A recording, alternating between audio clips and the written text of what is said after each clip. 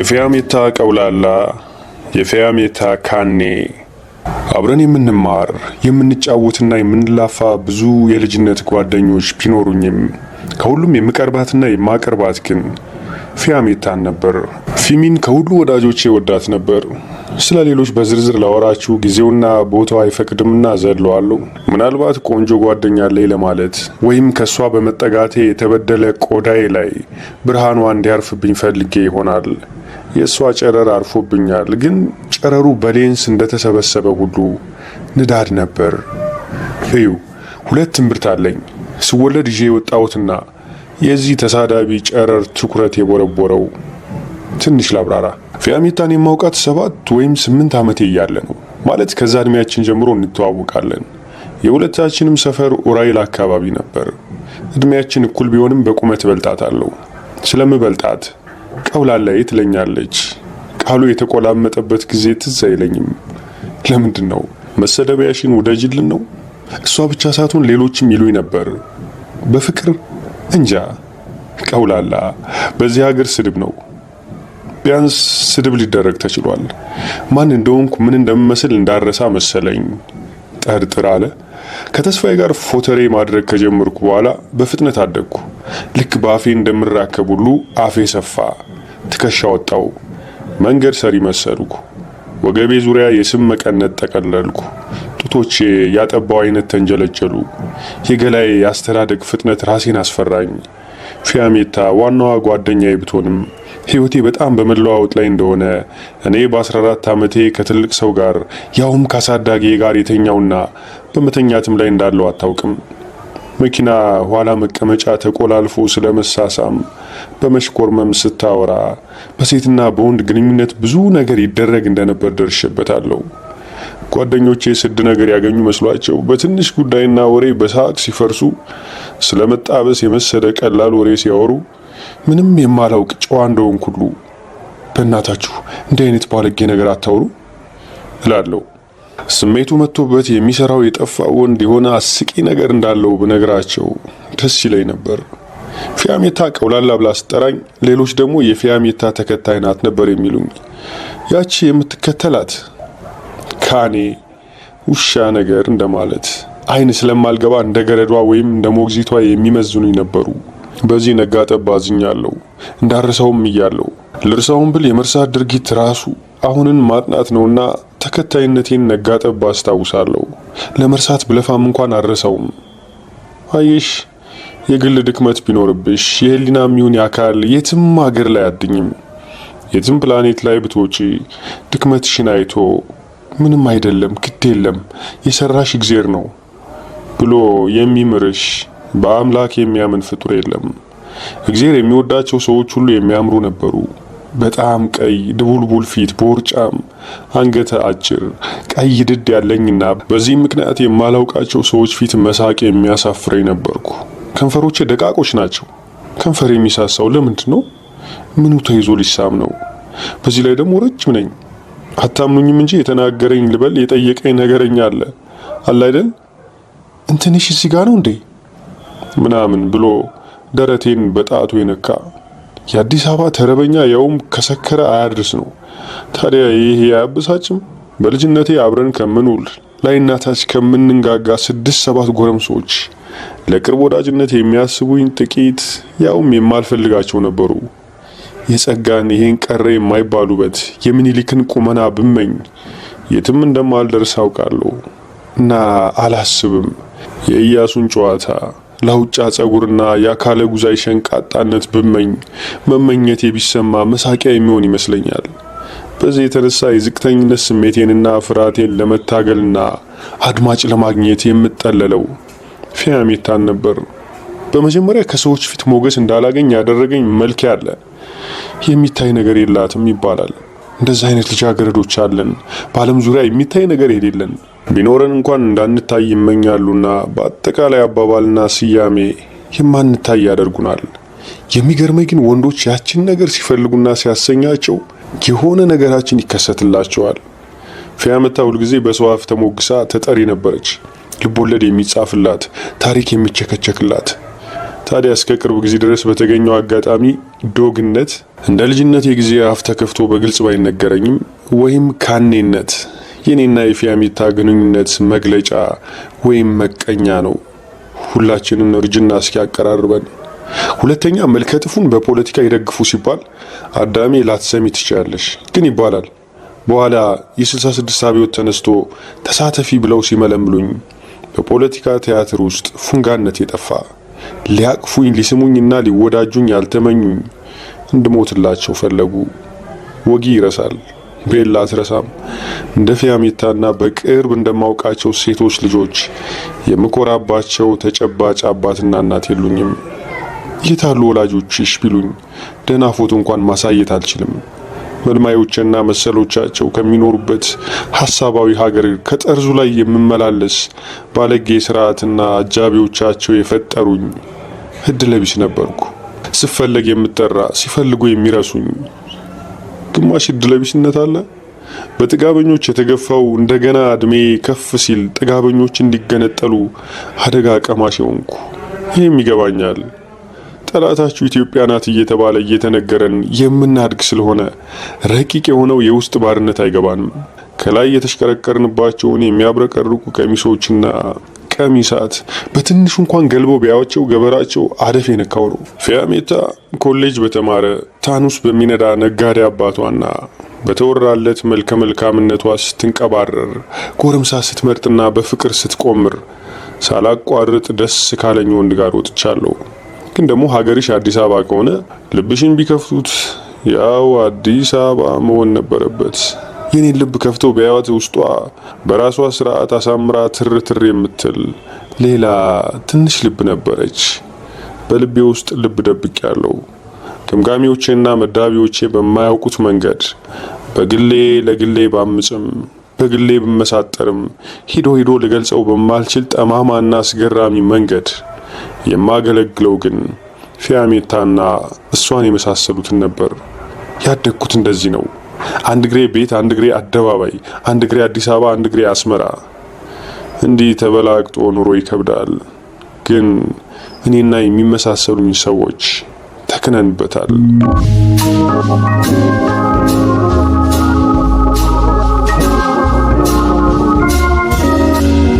ሞዛዚት ዘውድነትና ጎፈርነት ልማድ ይሆናል። ልጁ ነው ያደጉበት ባህል ይሆናል። አማረልኝ ብለው የተማሩት ትንሽ ምግባር። ከፍ ስል ብዙዎች በማይረዱት ስልት በዘውድና በጎፈር መኖር ጀመርኩ። ዘውዴ ለፊያሜታና ለመሰሎቿ፣ ጎፈር ደግሞ ያው ለግሌ ደስታ። የዘውድ ወዳጆቼ ጆሊ አራዳ የሚባሉ ነበሩ፣ የነቁ ምናምን። የጎፈር ወዳጆቼ 12ኛ ወድቀው ስራ የያዙ ትንንሽ ነገር የሚነግዱ ደህና ቤተሰብ ያላቸው በእድሜ ትንሽ ከኔ ከፍ ያሉ ተናቂዎች ነበሩ። ከነዚህ ተናቂዎች ሁሉ ገላቸውን በወር አንዴ የሚታጠቡ እውነትና ውሸት እንደባልቄ አልነበረም። ሁለቱም ውሸቶች ነበሩ። ግዴታ ይመስላል። ትሪቨር የተባለ የስነ ልቦና ተመራማሪ መዋሸት በዝግመተ ለውጥ ውስጥ ለሰው ልጅ ህልውና አስፈላጊ እንደሆነ ያትታል። ማታለል፣ ሌላውን ቀርቶ ራስን ማታለል ምድር ላይ ለመኖር ጥንት ለተደረገውና ዛሬም ለሚደረገው ትግል አስፈላጊ ነው ይላል ሚስተር ወይም ዶክተር ትሬቨር። አንዳንዴ በደመነፍስ እንዋሻለን፣ አንዳንዴ ሰልጥነንበት እንዋሻለን። ሲረቅ ራስንም እያታለሉ ነው። አታላይ ይባል ዋሾ ወይም ሌላ የፈለገው ስም ይሰጠው። ብልህነት ወይም ብልጥነት ብቻ ስንኖርና ምርቱን ስናፍስ አስፈላጊ ወይም ትክክል እንደሆነ ይገባናል።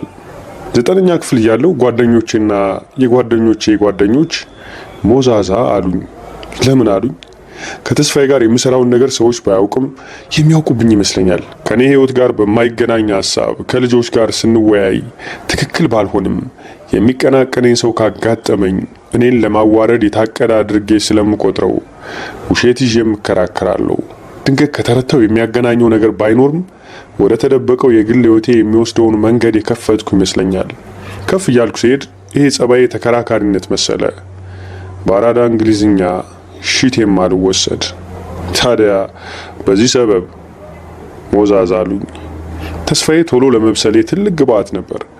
እኔን ከህግ ይሁን ከስነ ምግባር ውጭ የተኛኝ ታላቅ ፍትህ ፈላጊ እንደሆነ ሰው ኢትዮጵያ እሱን ኤርትራዊውን እንደምትጨቁን በንቀት ስሟን እየጠራ እንደ መጥፎ ሴት ሲሰድባት በሆዴ ስቃለሁ። የፈለገውን አይነት ሰው ቢሆን ቀማኛ፣ ባለጌ፣ አረመኔ ብቻ ኢትዮጵያን የሚያጥላላ ፍልስፍና ካየበት ተስፋዬ ወዳጁ ነው። የሥነ ምግባሩ መለኪያው ይሄ ነበር። ወደ አደባባይ ሲወጣ ልቡን ቤቱ አስቀምጦ አፉን ሰፋ ያደርጋል። ታዲያ ያለሁበትን ያደግኩበትን ያበላኝና ጡጦዬን የሞላልኝን ማስደሰት አለብኝና እንደ ሐሳቡ ሆናለሁ። በአንጻሩ ደግሞ ምቾት የሰጠችውን ይህችን አገር አንካሳ እንግሊዘኛ እየተናገረ ሊገነጥል ከፈለገ እሱ ተስፋዬ ምቾት ቢሰጠኝም ለምን በሱ ጥበብ አልሸውደውም? ይሄ ቢያንስ የሱን ስልት የመቅዳት ችሎታ ይጠይቃል። የሆነልኝም እሱን የመሳሰሉት ስለፈጠሩኝ ነው። በማስመሰል ስላደግኩ ነው። ያሳደጉኝ እንደፈጠሩኝ ይረሱታል። ሞዛዛ ብለው ሲጠሩኝ በሆዴ ስቃለሁ። የሆዴ ሳቅ ሚስጥሬም ነጻነቴ ነበር። ከዚህ የህይወቴ ፍሰት የተማርኩት ቁልፍ እውቀት ሁለትነት ኃይሌ እንደሆነ ነው። ግን ነጻነትን ተደብቆ መኖር የድብርቶች ድብርት አይደለም። ሁለት ፍቅር ምን ብሎ ያደናግራል? ሲመቸኝ ጎፈር፣ ሲመቸኝ ዘውድ ስታይል መኖሬ ያለውበትን ህብረተሰብ በደንብ እንዳውቅ ጠቅሞኛል። ዘውዱ ከፊያሜታ ይውለኛል። ጎፈሩ በኋላ ከወደድኩት ፍቅር ካስያዘኝ፣ ውስጠ መናዬን በቁጥጥሩ ስር ካደረገው፣ ከሱ ሌላ ወንድ መንካት መሞት እስኪመስለኝ ብቸኛ ካደረገኝ ከጂግሳ ጋር ያውለኛል። የሱን ስም ሳነሳ ሚዮ ዲኦ ኦ አምላክ ዛሬ ድረስ ከእግሮቼ መሃል ታላቅ ግሳት ይወጣል። ስለ ወዳጄ ስለ ጂግሳ ትንሽ ጨምሬ ላውራ። ጂግሳን የተዋወቅኩት 1964 ዓ.ም የአዲስ ዓመት ኢቭ ዋዜማ የምሽት በዓል ላይ ለመዝናናት ከቤተሰቦቼ ጋር ዛሬ ብሔራዊ ያኔ ቃስ የሚባለው ቲያትር ቤት ሄጄ ነው። የሳበው ቁመቴ መሰለኝ። ምን እንደማረከው አውርተን አናውቅም። እየተገማመትን እድሜን መግፋት ነው። እሱ ቀጫጫ ረጅም ልጅ ነበር። ገና ጺም አላወጣም። ቤተሰቤን በተለይ ተስፋዬን ስለምፈራ እዛ ላናግረው አልፈለኩም። ሳዋራው ቢያየኝ ተስፋዬ ድርቅ ብሎ ሊፈትሸው ይችላል። አለ አይደል ገና ያወቀውን ሰው እርግጠኛ ለመሆን የተሳሳተ ምናምን አስመስሎ የሆነ ነገር በትግርኛ ያወራል። ሰውየው ወይም ሴትዮዋ ግራ የገባቸው ከመሰለው ጎሳው አይደሉምና በስልት ይዘጋቸዋል። ባለስልጣን ምናምን ከሆነ ግን የፈለገውን ቋንቋ ቢናገርም አፉን ቅቤ ቀብቶ ይቀርባል። ለሱ ሰው መተዋወቅና ሰርጎ መግባት እኩል ናቸው። በማይወዳቸው የጎሳ ባለስልጣኖች ተጠቅሞ ሌሎች የሚጠላቸውን ጎሳዎች ማራወጫ ጥበቡ ነው። በመስሪያ ቤቱ እርስ በርሳቸው ባሉባልታ ያናክሳቸውና ቁጭ ብሎ ያደረገውን ነገር ሁሉ ልጆች ባለንበት ለጓደኞቹ እያወራ በሳቅ ይፈርሳል። እኛም እንፈርሳለን። ከጂግሳ ጋር ጥቂት አውርተን ተስፋዬ ወይም እህቶቼ ሳያዩኝ በፊት ቶሎ ብዬ ስሜንና የት እንደምማር ከነገርኩት በኋላ ቶሎ ሸሸሁት። መስፍን አረር መንገድ ደርግ በላይ ዘለቀ ብሎ የሰየመው ጣሊያን ስኩል ነበር የምማረው። ትምህርት ቤት እንደተከፈተ በወሩ መሰለኝ ጂግሳ መስፍን አረር መንገድ ሊፈልገ መጣ። እንዲህ ሲያደርግ ሁለት ተቃራኒ ስሜቶች ተሰሙኝ። መጀመሪያ ደስ አለኝ።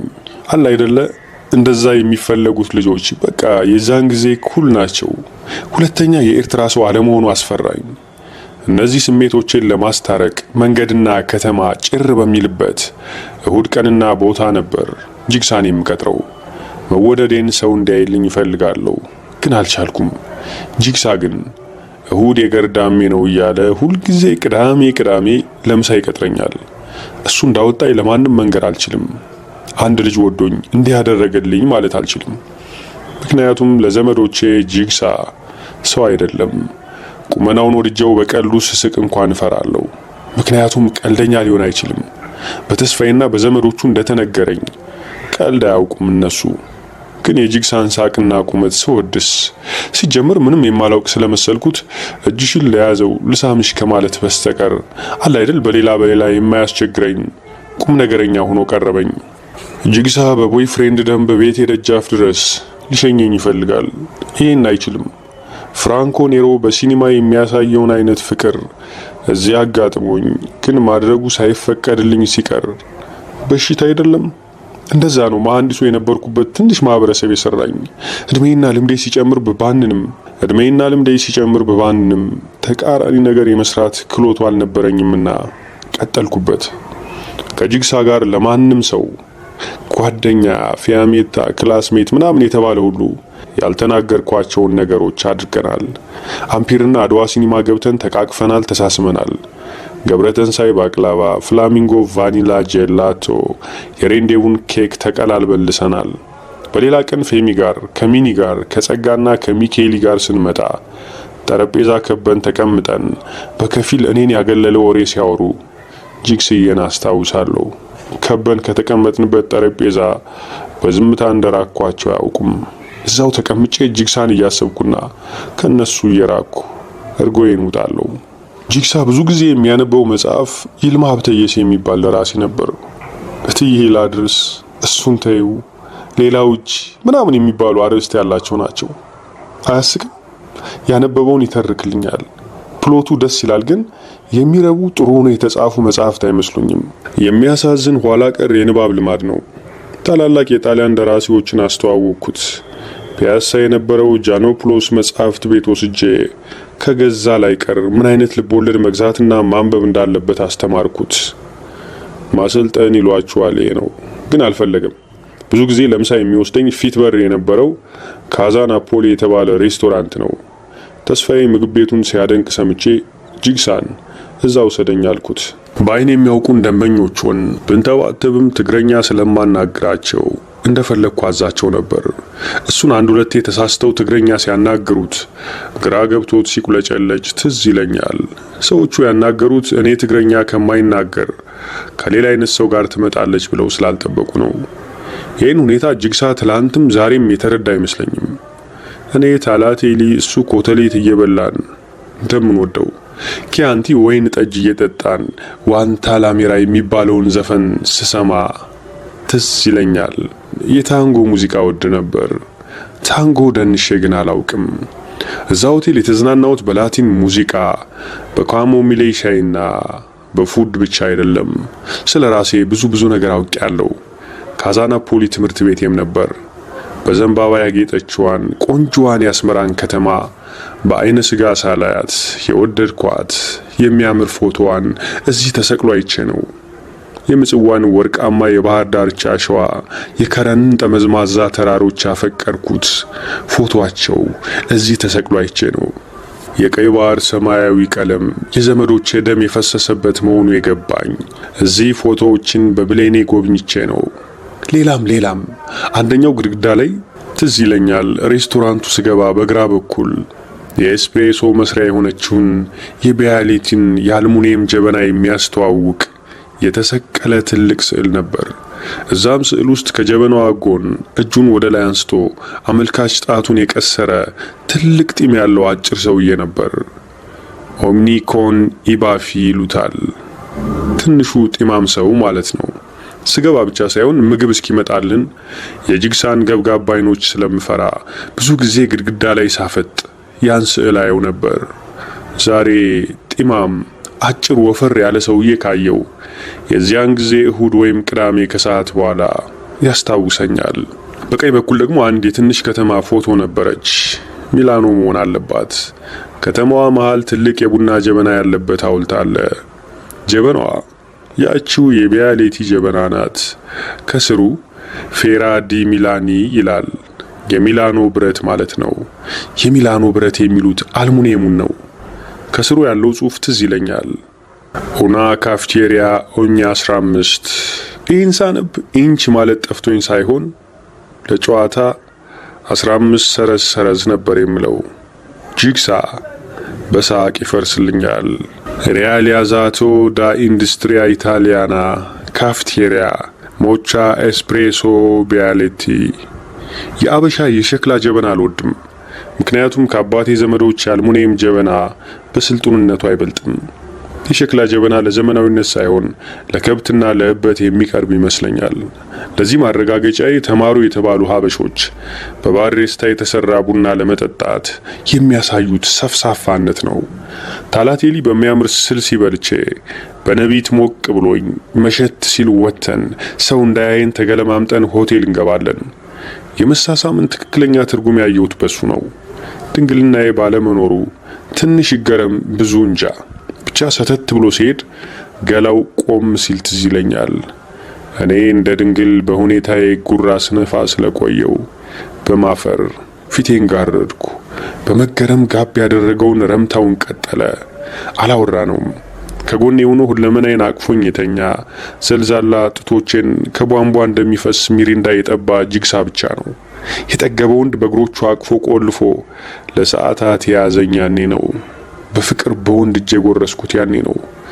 ጅግሳን በድቃ ስልሜም አላመልጠውምና ስጋና ነፍሱ እንደ ጽሩይ ቀላይ ውስጤ ተዘፍስፎ ያድራል። ይሄ ሁሉ ትዝ የሚለኝ ስለወደድኩና ደስተኛ ስለነበርኩ ነው። ግን ይሄም እንደ ቀጭን ሽቦ በውስጡ የተጎነጎነ ህመም ነበረው። ምንድነው ብትይኝ እንዲህ ልሻለሁ። እንደዛ በጎፈር እየኖርኩም እንደ ዘውድ አስብ ነበር። ጅግሳን እየወደድኩትም እዛው አልጋ ላይ ከርቼዋለሁ። ህመሙ ይሄ ነበር። ይሄ ማለት እንደ ጅግሳ አይነቶችን ብከዳ አይፈረድብኝም ማለት ማንም አይደለም። ፍቅሩ እውነት ቢሆንም ውሸት ነው። እያንዳንዱን ከሱ ጋር የተደሰትኩበትን ቀን በሚቀጥለው ቀን አጠፋዋለሁ። ስንብቱ የረቀቀ ነው። በነጋ ቁጥር ግንባሬ ላይ አይታይም እንጂ ቻው ተጽፏል። ከማል 68 ዓመተ ምህረት መግቢያ ላይ አረገዝኩ። ከማን እንዳረገዝኩ አውቃለሁ። ማርገዜን ለተስፋዬ ነገርኩት። ቢደነግጥም አልተረበሸም። ያንተ ነው ካልኩት በኋላ ግድ የለም ይደጋለኝ። በሱም ይሁን በሌሎች ሰዎች ያልተሰደብኩት የስድብ አይነት ያልተሽሟጠጥኩበት መሽሟጠጫ አልነበረም። ሆዴ እያደገ ሲሄድ ከጅግሳ ተለያየው። እንዳረገዝኩ ሳልነግረውና ሳያውቅ ጠፋው። ተስፋዬ በመማረር ቲያትር ይቺ የሸርሙጣ ልጅ ሸርሙጣ ብሎ የቀለጠ ወሬ ያስወራልኝና ወንድ ልጅ ተገላገልኩ። ብዙ ሳይቆይ ጅግሳ በፖለቲካ ምክንያት እስር ቤት እንደገባ ሰማው። አዘንኩ። ዛሬ የጅግሳ ልጅ ዘካሪያስ ተስፋዬ ቲኔጀር ሆኗል። ጸጉሩ የኔን ይምሰል እንጂ ብዙ ነገሩ የጅግሳ ነው። ከማሳየውና ከማወራው ስለተማረ ልጄ የጅግሳ ልጅ ራሱን የሚቆጥረው እንደ ኤርትራዊ ነው።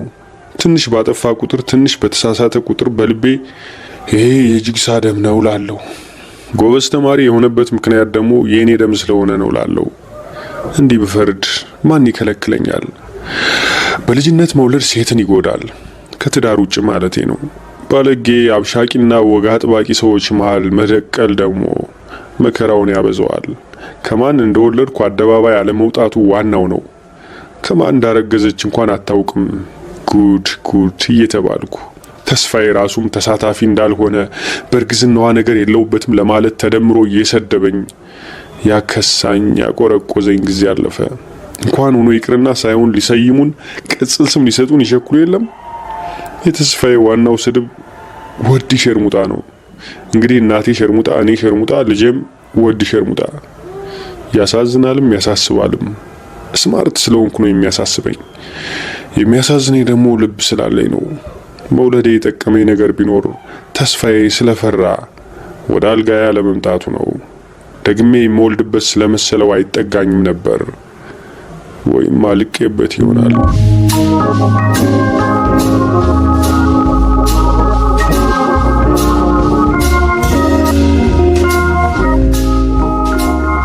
አራት አይናው ተኮላ፣ አውደልዳዩ፣ ጆሊው፣ አራዳውና ሹፌሩ።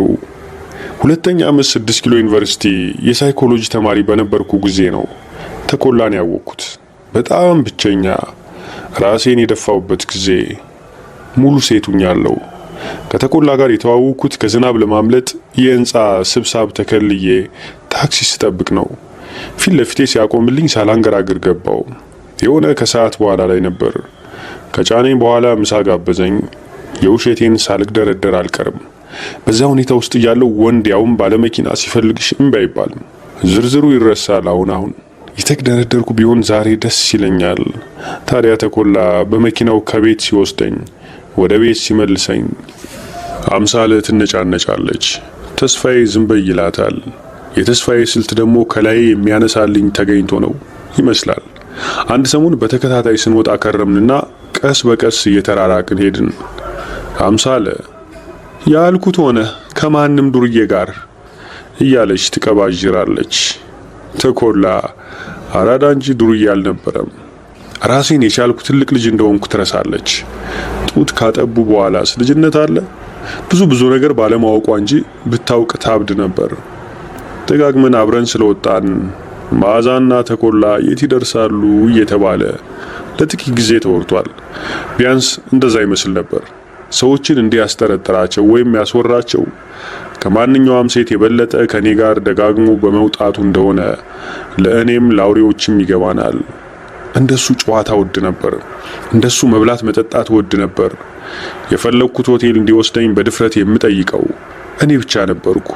እሱ እንደነገረኝ ኮኛክ የሚጠጣው ከኔ ጋር ብቻ ነበር። ቢያንስ እሱ እንደነገረኝ ስድ ቃላት የሚጠቀመው በሙሉ ስሜት የሚያፌዘው እንዳለኝ ከኔ ጋር ነው።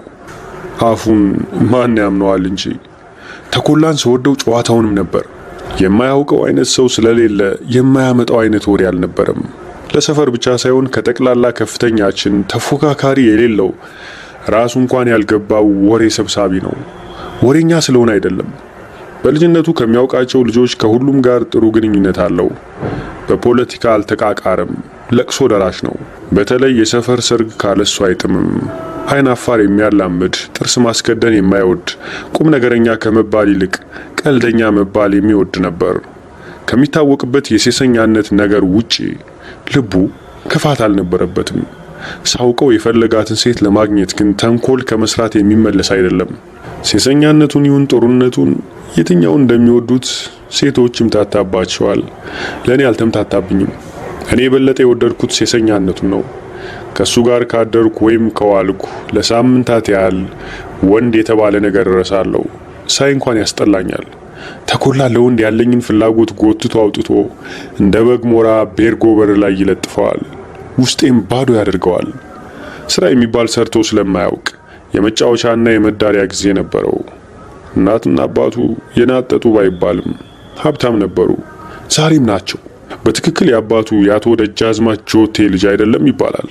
ባሉባልታ እንደሚወራው ወላጅ አባቱ ዮሐንስ ወላይሶ የተባለ 6 ኪሎ ዩኒቨርሲቲ የሚያስተምር አሮጌ ቮልስ ኩምቢ የሚነዳ ጎረቤታቸው የሆነ ቀይ ሰውዬ ነው። ወላይሶን 6 ኪሎ ሳይኮሎጂ ስማር ባይን አውቀዋለሁ። ተኮላ ቅላቱና የጸጉሩ ሉጫነት ዮሐንስን ይመስላል። ይህን መመሳሰል እኔም እመሰክራለሁ። ብቻ ባልገባኝ ምክንያት አፍሬም ይሆናል ወይም ነገሩ ከባድ ስለሆነ ስለዚህ አሉባልታ ትክክል መሆንና ለመሆን ተኮላን በቀጥታ መጠየቅ አልደፈርኩም። ምንም እንኳን ዛሬ ብንለያይም ድንገት ተገናኝተን ስንፎጋገር በአፍ መዳራታችን ካዳለጠን አንዳንዴ ይሆናል ተቀጣጥረን እንወጣለን። ተኮላን ካየሁት 6 ወሮች አልፈኛል። እንደውም ትክክለኛ ቆጠራ ቢሰራ ከዚህም ሳይቀርም ይቀራል። እሱን ሰላም አለማለት ባለጌነት ስለመሰለኝ በመኪናው ግራ በኩል ሄድኩ። ቆም ብያየሁት። ሙዚቃ እየሰማ እንደሚደንስ ሁሉ አናቱን ያነቃንቃል። በተቻለኝ አቅም ፍልቅቅ ብዬ የጋቢና መስኮት በቀስታ አንኳኳው። ዞር ብሎ አየኝና በረገገ። ምን እንዲህ በብርቱ አስበረገገው? መስታወቱን ወደ ታች እየሰበሰበ ሰላምታ ሲጮህ ፈሸተተኝ።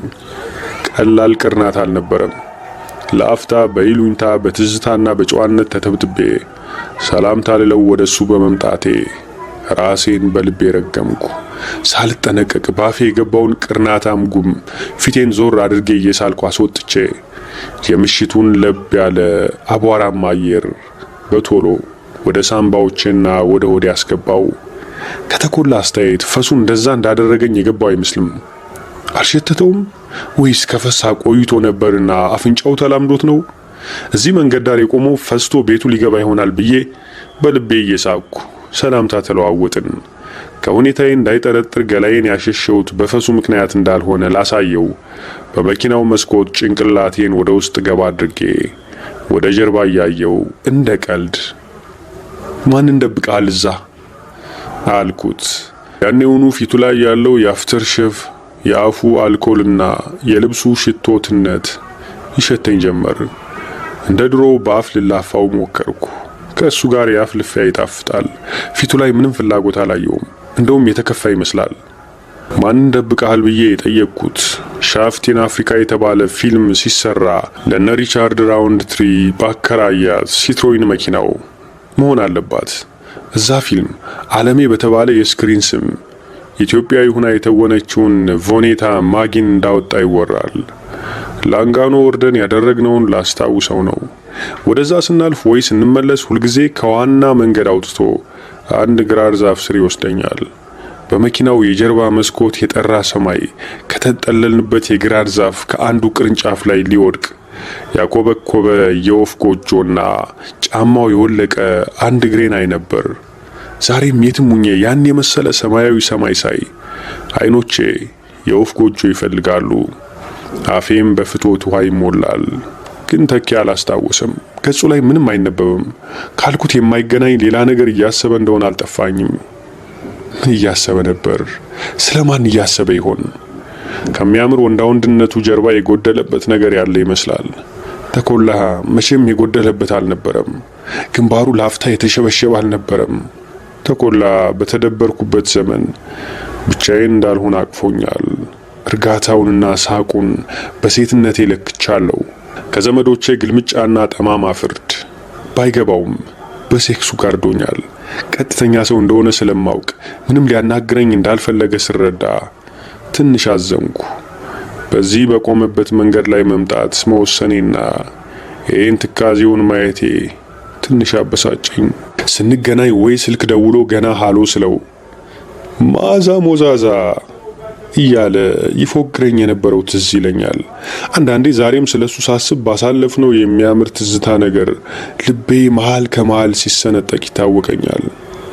ከወደድነው መሸሽ ያ የሀበሻ እርግማን ነው። ከምን ወደው መነጠል አናውራውም እንጂ ሌላ ስም እየሰጠን ያ የሀበሻ እርግማን ነው። ይህም በሌሎች ግፊት ሳይሆን በራሳችን ደደብነት ያመጣ ነው። ግን አናወራትም።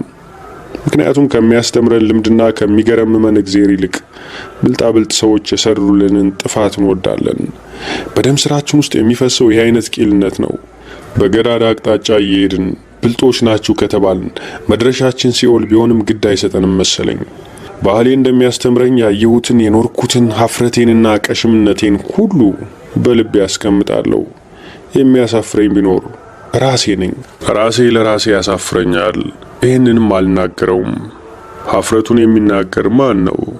ምናልባት አፌን የሚይዘውና ስተቴን የማልተነትነው እጠላዋለሁ ከምለው ስለማልሻል ይሆናል። ተኮላ መደበሩ ገብቶኝ ስለ ኑሮ አንዳንድ ነገር ጠየቅኩትና ትቼው ሄድኩ። መንገድ ተሻግሬ አንድ ጊዜ ዞር ብዬ አየሁት። መኪናውን ተደግፎ ቆሞ ፊቱን ያሻሻል። ካቋቋሙ ሌላ ሰው መሰለኝ። ሳውቀው ፊቱን እያሸ ሲያስብ አልነበረም። ሳውቀው ሰላም ብየው ከሄድኩ በኋላ ለሌላ ቀጠሮ ሲቀባባ ወይም በፈገግታ ሲያይ ነው። የራሱ ሕይወት ይሁን ያሳሰበው ዛሬ አገሪቷ ላይ ባለው ነገር የተደበረው አላውቅም። እንደ ሌሎች ረሳኝ ወይስ ባልጠበቅኩት አቅጣጫ በእጅ አዙር አስከፋሁት?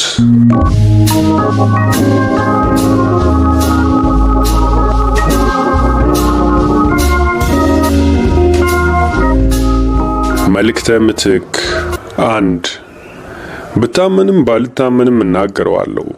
ቅር ቢላችሁም ባይላችሁም አወራዋለሁ። ትግስታችሁን ከተደበቀችበት ጥሯት፣ ትታችሁ ከሄደችም ወደዚህ ወደ ጎጆዬ ነይ ይበሏት። ሆዳችሁን እየነካችሁ መስፈሪያዋ አዛ አይደለ እንደሚባለው ቅንነታችሁ አንቀላፍታ እንደሆነ ወዙዛችሁ ቀስቅሷት። ብፁዕነታችሁ ገርጥታ እንደሆነ ድንገተኛ አስመጥጧት። መድኃኒትነቷን እትዬ እልልታ አሳምሩኝ ሲናገሩ ሰምቼ ነው። ስለ መመረጢውን ስለ መረገም ከኔ ይህንን አዳምጡ። አፌንና ልቦናዬን ከፍቼ እንዲላችኋለሁ። እኔ እዚህ እናንተ እዛ አይደላችሁም። እዛና እዚህ ሲባል ግራ ይገባኛል። እዚህ የሚባለውና እዚያ መሃላቸው ወሰን አለ ማለት አይደለ? ግን ወሰኑ የት ጋ ነው? እዚህ እዛ ከተባለና ወሰን እንዳለ ከተነገረን የቱ ጋ ነው ወሰኑ? የየክልሉ መደምደሚያ? አበጁ ማን ነው? አስነባሪው የቱ ጠቢብ ነው? እርግብግብ ቢጤነኝና ጋሼ ምኒልክ ሞተ ሲባል ስቅስቅ ብዬ አለቀስኩ። ሰዎች ምን እንደሚፈልጉ ደግሞ ምን እንደሚጠቅማቸው አላውቅም። በብዙ ደስ በማይል ነገር ያሙታል።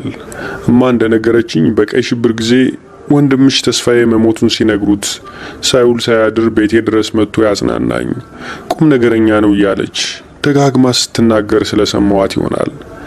ምኒልክ ቀብር የመጣሁትማ በወሬዋ ስላስገደደችኝ ወይም የሚወዱትን ሰዎች ይሉኝታ ፈርቼ ሳይሆን የእውነት ምኒልክን ስለምወደው ነው። በዚህ ላይ ተደርቦ ሀዘንተኛ ያደረገኝና ያስነባኝ ወንድሜ ተስፋዬ በስርዓት ሞቶ እንዲህ እንደምኒልክ የሚወዱት ዘመዶቹና ወዳጆቹ አልቅሰውለት ስላልተቀበረ ነው። መሞት ሁሉ አንድ አይነት አይደለም። አሟሟት የማያምርበት ዘመን አለ እንደምትለውማ። የምኒልክ ሬሳ ያለበት ሳጥን ትልቅ ይመስላልና የማላውቀው የማያውቀኝ እሱ ወንድሜ ተዳብሎት እዛ እንዳለ አሰብኩ። ወንድሜ የሞተበት ዘመን ውስጥ ባልኖርም ብዙ ጊዜ ቢያልፍም ከዚህ ወደዛ ዘመን ላለቅስለት ፈለግኩ። ሶስተኛም ድራቤ አለ። ነፍሰ ጡር ነኝ። የዞረብኝ ግራ የተጋባው በየቀኑ የሚያመኝ ለ6 ወራት ጭንቅ ጥብብ ያለኝ አለ አይደል? ይሄም ሆደ ቡቦ ያደርገኛል። ሌላም ምክንያትም አይጠፋም። የምወዳትንና የምትወደኝን ባለቤቱ ሳፍሮንን ለማስደሰት በሱ ምትክ ሞቼ እዛ ሳጥን ውስጥ መሆን ተመኘው። ይሄም የራሴው ሐሳብ አባባኝ። እነዚህን ሁሉ በልቤ ውስጥ ሰብስቤ ለራሴ አዝኜ ሳይሆን አይቀርም ለቅሶ የጠለቀ። ታዲያ የትኛው ስሜቴ ገናና ነው? የትኛው ኩርማን ትክክል ነው? ውስጤ እንዲህ በኩርማን ውስጥ ሲሸነሸንና ባልተጠበቀ ቅደም ተከተልና ጥልቀት እየተፈራረቁ ሲኮረኩሩኝ፣ በለቅሶ ሲያንፈቀፍቁኝ፣ ከጎኔ 2 ወጣት ሴቶች በሹክሹክታ ሐሜት ሲጎነጉኑ ሰማዋቸው። ምኑ ናት እንዲህ የሚያደርጋት ሮማን? አለች አንዷ ፊቷ በሜካፕ የተሸፈነ ዘናጭ ነኝ ባይ።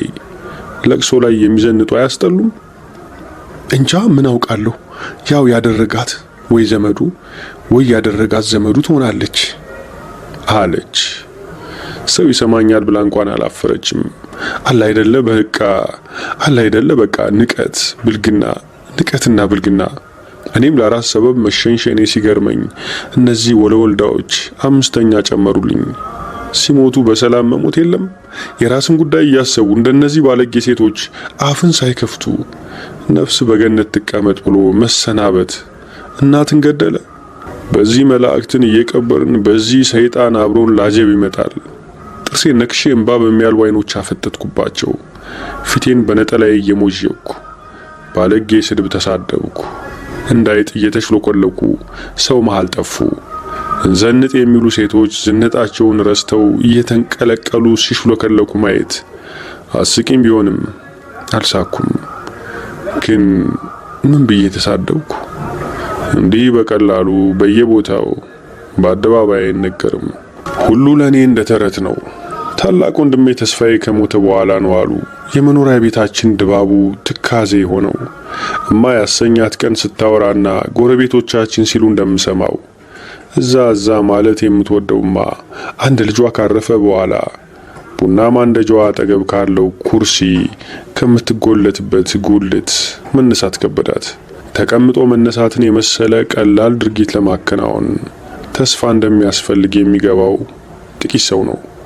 አባ ሲመሽ ከሚጠጣበትና ከሚጫወትበት ቦታ ሰው ተልኮ ካልተጠራ ንቅንቅ የማይለው አንድ የበኩር ልጁ ከሞተበት በኋላ ፀሐይ ሳትጠልቅ ቤት ገብቶ መተኛት ጀመረ። ሰዎች ሲያዝኑና ሲበሳጩ ሰካራም ይሆናሉ የሚሉትን ነገር በዚህ ሰበብ አላምንበትም። አባ መከላከያ ሚኒስቴር መዝገብ ቤት የሚሰራ ግራግሩ የሚያነክስ 50 አለቃ ነበር። ፍቼ ለስራ ጉዳይ ተልኮ ገነተ ጊዮርጊስ ቤተክርስቲያንን ተሳልሞ ሲወጣ ጭቃ ውስጥ ሲያደባ የኖረ ምስማር ጫማውን ዘልቆ እግሩን ወቅቶት ነው ይላሉ። እንዴት ልሳለመው ሂጄ ሽባ ያድርገኝ እያለ በጊዮርጊስ ቂም እንደያዘ ነው የሞተው። እሱ በፈረስ ይጋልባል፣ አንድ የደሃ እግሬን ይወስድብኛል ይል ነበር አሉ። ባምነው ባላምነውም ሁሉ ለኔ እንደተረት ነው። እማ እንዳወራችኝ ከአባ ጋር ትዳር ከመመስረቷ በፊት ኮረፌ ሻጭ ነበረች። አባ በዛ ጊዜ ዘውዴ በዳዳ ለተባሉ የፓርላማ ተወዳዳሪ ደጋፊ ሆኖ ወረቀት በየሰፈሩ ሲለጥፍ ውሎ ውሃ ጠምቶት ኮረፌ ሊጠጣ አንድ ጓደኛውና ደንበኛዋ ቤቷ ይዞት ይመጣል። አባ ያን ቀን ካያት ጀምሮ መመላለስ አበዛ። አይናገር አይጋገር መመላለስ ብቻ።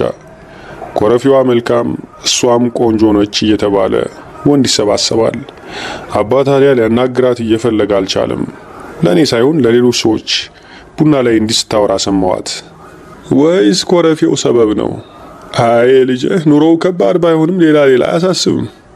ድፍረቱን ከየት እንዳመጣው ቆይቶ ከዕለታት አንድ ቀን አንገቱን ሰብሮ መሬት እያየ እዚህ የምመጣው ለኮረፊ አይደለም ስለወደድኩሽ ነው ብሎ ሌላ ምንም ሳይናገር መልሴንም ሳይጠብቅ እየተርበተበተ ውልቅ አለ። ዞር ብሎ እንኳን አላየም። ሳቄ መጣ። ትንሽ ቆይቶ አሳዘነኝ። ልሳቅ ምን ላድርግ? ሆዴን በላይ ደግሞ ይሄ ዱላነቱ የነበረበት ነው። አብሮት የተወለደ ነው። ፈርቶኝ አልነበረም። ሙያ እንጂ አፍ አያውቅም። ተስፋዬ ከሞተብን በኋላ ባሰበት። እኔ ነኝ የማውቀው። አንድ ቀን መርካቶ ደርሼ ስመጣ የልጁን ሸሚዝ ይዞ ለብቻው ሲንሰቀሰቅ አገኘሁት። በሩርነቱ ይበልጠኛል። ሴት ተባልኩ እንጂ ይበልጠኛል። አያሳዝንም? ባሌን የምወደውን ሰው ያማረ የወለድኩለትን ፉንጋዬን በደንብ ያወቅኩት ልጄ ሲሞት ነው። በኋላም እሱ ተቻኩሎ ተስፋዬን በሞት ሲከተለው ድሮ በድንቁርና የዘመን የሳኩበት ጥርሴን ምን ነው ሚካኤል በሰበረው አልኩ። አማረልኝ መስሎኝ የማይበጅ ቃል ሲወጣኝ የማያምር ነገር ስሰራ ካጋጠመው ወይ ከሰማ በቃ እንዲህ ብቻ ይላል። አይ ላስታ አይ በተስፋዬ መሞት ሰበብ እንደተወለድኩ ሳይውል ሳያድር ስሜ ምትክ ተባለ። ሲያቆላምጡኝ ምትክ ይሉኛል። ወንድሟን እናስታውሰው ተብሎ ሲቆላመጥ እንኳን አስቀያሚ የሚሆን ስም ተሰጠኝ። አላኮርፍም። ምክንያቱም ከወንድሜ ዝና ጋር ፍቅር ይዞኝ ነበር። ባላውቀውም በዓይነ ሥጋ ባላየውም የሞተው ወንድሜን ወደዋለሁ። ብችልም እንደምኞታቸው ተካዋለሁ። አባን አይቼው ባላውቅም አባ እለዋለሁ። እናቴን ማማ እንደማልል ያላየሁትን አባቴን አባባ አልለውም።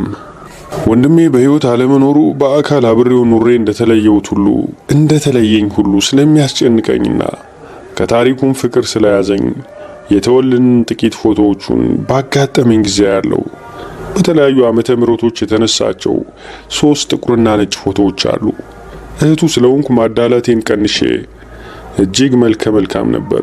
እንደዛ ስል የሚያባባ የሚበላ የሚጠጣ የሚመስል ማለቴ ነው። አንደኛው ላይ የስፖርት ልብስ ለብሶ ከ14 የሰፈር ልጆች ጋር የተነሳው ሲሆን ዛሬም የተሰቀለው ልክ እሱ በሕይወት እያለ የሚሰቀልበት ቦታ ከአግዳሚው ወንበር ኋላ ያለው ግድግዳ ላይ ነው። እማ በተመቻት ጊዜ ከብቸኝነቷ ያላቅቃት ይመስል ከተሰቀለበት አውርዳ ባገኘችው ጨርቅ እየጠረገች ትስመዋለች። ወይም ጭኖቿ ላይ አስቀምጣ ፊቷን አንድ እጇ መዳፍ ላይ አስደግፋ መሬት እያየች ከንፈሮቿን እየመጠጠች አይኖቿን በእንባ ትሞላለች። ሁለተኛው ደግሞ ለ8ኛ ክፍል ሚኒስትር የተነሳው ከትምህርት ቤቱ መታወቂያ ላይ የተነቀለ ደቃቃ ጉርድ ፎቶ ነው። የትምህርት ሚኒስቴር ግማሽ ሰማያዊ ክብ ማህተም ቀኝ ደርዙ ላይ አለ። ተስፋዬ ፊት ለፊት ፎቶግራፍ አንሺውን ወይም የሚመለከተውን የሚያይ ይመስላል። ትላልቅ አይኖች፣ የተከረከሙ የመሰሉ ቅንድቦች አሉት። የሴት ቢሆኑ ኑሮ እንደ ቱሪስት መስህብ በየመንገዱ ይሰቀሉ ነበር። እንደዛ አይነት መልክ ያላቸው ጎበዝ ተማሪ አይመስሉም። ግን በንፋስ ስልክ 2ኛ ደረጃ የተነገረለት ጎበዝ ነበር። እንዴት እንደሆነ አላውቅም። አብዮት ይሉ የነበሩት ሁሉ የኔ አይነት ፉንጋዎች ይመስሉኛል።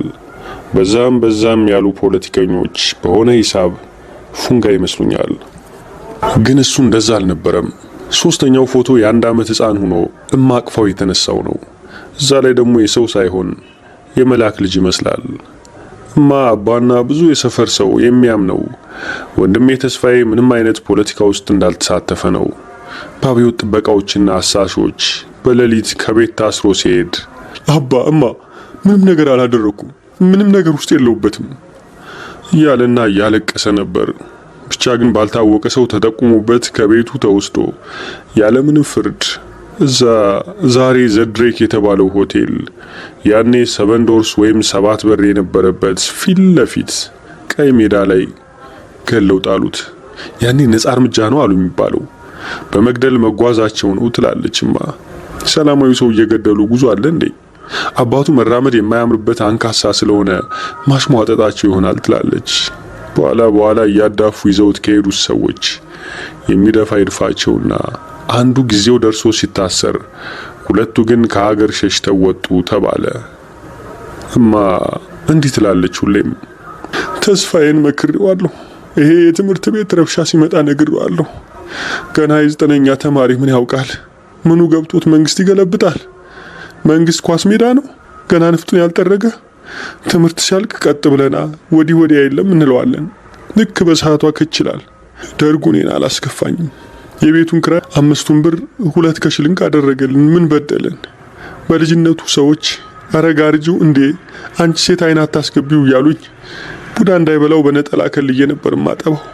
8 ክፍል እያለ ማታ ማታ ሲያጠና ምትክ ይኸው ሚካኤል ምስክሬ ነው፣ ማጋነኔ አይደለም። እኛ ተኝተን እሱ ሲናፈጥ እሰማለሁ። ይሄ ልጅ እየተናፈጠ ሊያረጅ ነው እያል ከአባትሽ ጋር እንሳሳቃለን። ደግሞ ብልጥ አልነበረም፣ አፍ ነው እሱስ። አሁን ያ ከሁሉ ኃይለኛ የተባለው ምኒልክ ታስሮ ተፈታ። ደህና ዘመድ አለው። ደግሞ የጎረቤቱ ያናጢው ያለም ሰገድ ልጅ ጸደንያ የምትባል አሁን አሜሪካን ያለችው ከመንግስት የወገነ ወዳጅ ነበራት። እሷ ናት አሉ ያስፈታችሁ። የእሷ ማለት የጸደንያ አባት አለም ሰገድ አናጢ ስለሆነ አሁን የሬሳ ሳጥን እየሸጠ ሀብታም ሆኗል። ባህር ዳር ከ1 ዓመት በፊት ሌላ የሬሳ ሳጥን መሸጫ ቅርንጫፍ ከፍቷል ሲሉ ነበር። እንጃ ለሬሳ ሳጥን እንደ ኮርፖሬሽን ቅርንጫፍ አለው እንዴ? እንደ ቀበሌ ማለቴ ነው። ገና በየከተማው ከፍታለሁ፣ ብቻ እናንተ በርትታችሁ ሙቱልኝ ይላል አሉ። አያስቅም? ጆከኛ እንደሆነ ማንም ያውቃል። ወንድሜ ተስፋዬ ሲያነባቸው ከነበሩ የአማርኛ መጽሐፍት 6 የሚሆኑት በአቧራ በቁንጫርና በምናምን ተሸፍነውና ተበጣጥሰው እኔ እንኳን ለማንበብ ፈርቻቸው ያቺ በምስጥ መፈራረስ የጀመረች መደርደሪያ ላይ ዛሬ ድረስ አሉ። የከረሞ ሰው፣ ሰይፈ ነበልባል፣ ፍቅር እስከ መቃብር፣ ከአድማስ ባሻገር ምናምን ሁሉም መጽሐፎቹ ሁለተኛ ልባስ ላይ ስሙ ከነቅድመ አያቱ ተጽፏል። ተስፋዬ ደረሰ ዋቄ ምስጋና። ምን አዘበዘበው? አባታችን 50 አለቃ ደረሰ ዋቄ ወታደር መሆኑ ልጁን ተስፋዬን ከሽብር አላዳነውም። እናትና አባቴ በተስፋዬ መሞት ምክንያት ሊያብዱ ትንሽ የቀራቸው ሰሞን ነው የተወለድኩት። እኔ በተወለድኩ በሳምንቱ ነው አባ የሞተው። እንደዛ ነው የተባልኩት። እማ ተገላገለ ትለኛለች ስለ አባ ሞት ሲነሳ። እዚች ምድር ላይ እኔ ከመምጣቴ መሸሹ ይሁን እንጃ ብቻ ስከፋ ዛሬ ድረስ ብዙ ባይሆንም ትርጉሙ ትንሽ ወደዚህ ወደዛ ይንሸራተትብኛል። በቀላሉ አንቺን አልፈለግንሽም ነበር ለማለት እየመሰለኝ። ልጅነቴን የበላዋት ባሳዛኝ ትዝታ የታሰረ ባዶ ቤት ውስጥ ነው። ሰዎች የወንድሜን ሞት የሚረዱት ወይ ለብቻው ወይ ከደርግ ጋር ሲያያይዙት ብቻ ነው። የአባትና የእማን የቁም ሞት አይቆጥሩም። ተስፋዬ የተገደለለት አባትናማ መሞታቸው ሂሳባቸው ውስጥ የለም። ተስፋዬ እዛ 7 በር ፊት ለፊት ተረሽኖ ሲጣል 3 ሰዎች ተያይዘው ሙተዋል። መያያዙ በርታ ከተደረገ እኔም አለውበት። ማርያምን ይህ አባባሊ ፍልስፍና አይደለም። እግዚአብሔር ቀድሞ የሰጠኝ ወንድሜን ሰዎች ወስደውታል። እሱ ወሰደ እሱ ፈጠረ አልልም። መወለድ ትንግርት ነው አለ አይደለ? ሆድ ውስጥ ፍጡር ሲያድግ ካፈቀሩት ወንድ ምናምን መሰለኝ። ሰላማዊ ሰው ከቤት ወስዶ መግደል የሰው ስራ ነው።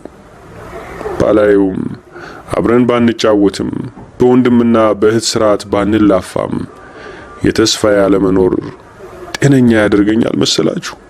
እኛ ቤተሰቦቹ ብቻ አይደለንም። እሱን የሚወዱት ወጣቶች ሁሉ ዛሬ በህይወት ያሉ፣ ትዳር የያዙም ያልያዙም፣ የተሰደዱም ያልተሰደዱም ሁሉ በትንሹ በቁም ሙተዋል።